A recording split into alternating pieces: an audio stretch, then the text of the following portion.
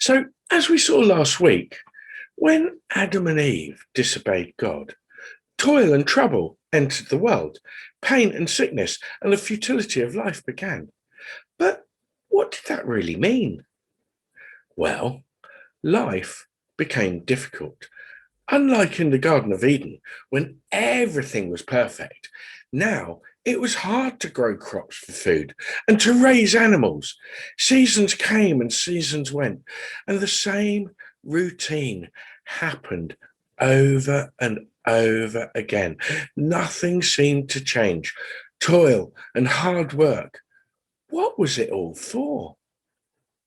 Well, without a relationship with God, all the hard work seemed pointless, but God still loved the world and still wanted the best for mankind. Now, before Jesus was born, God chose the Israelites to be his people, and he gave them a set of rules called the Ten Commandments, and he would look after them and help them if they kept the Ten Commandments. But of course, they still had free will, and they still made mistakes along the way by making bad choices. These bad choices had consequences, like being in slavery in Egypt or in exile in Babylon, as we've looked at in previous videos. This was because they lived under the law, and that means they lived by a set of rules, and the law was written on tablets of stone. You see, before Jesus was born, the Israelites tried to earn their salvation by doing good things, by obeying the law, and it was hard. But everything changed when Jesus came to earth, when he died on the cross and rose again 3 days later.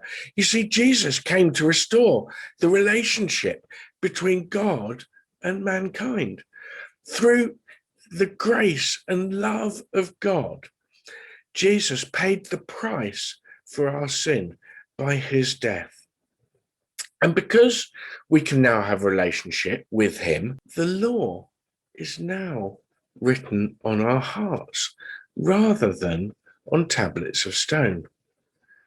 But this doesn't mean that now everything will be easy.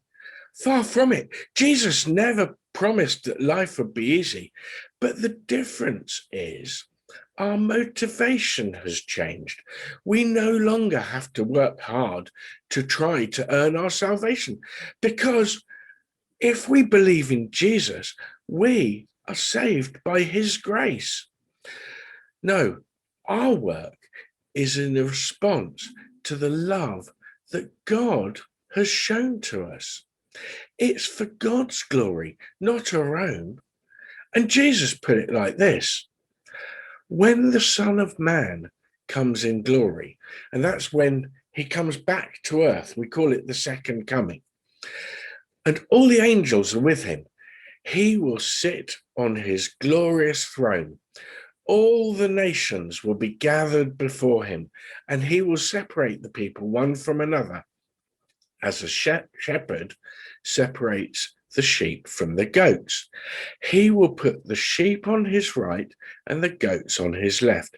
Then the king will say to those on his right, "Come, you who are blessed by my Father, take your inheritance, the kingdom prepared for you since the creation of the world. For I was hungry, and you gave me something to eat. I was thirsty, and you gave me something to drink.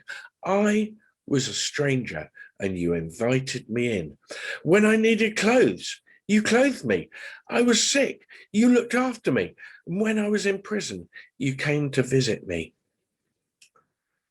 Then the righteous will answer him, "Lord, when did we see you hungry and feed you, or thirsty and give you something to drink? When did we see you a stranger, invite you in, or needing clothes and clothe you? When did we see you sick or in prison?" The king will reply, "Truly, I tell you, whenever you did this for one of the least of my brothers and sisters, you did it for me." So what Jesus is saying is that our service, whatever we're doing, whether it's helping people, whether it's going to work, whether it's working hard at school, whatever we do, it is serving Jesus. And Jesus is pleased with our service. We see we have to realize that our destiny is not now limited to the life we have on this earth. Our destiny is an eternal destiny. We're part of God's family. We're called children of God, and we will live with him for eternity. The purpose of our life is now clear. Life can once again be meaningful and fulfilled as we experience the joy of the love of God when we return to the relationship that we were created to have with him.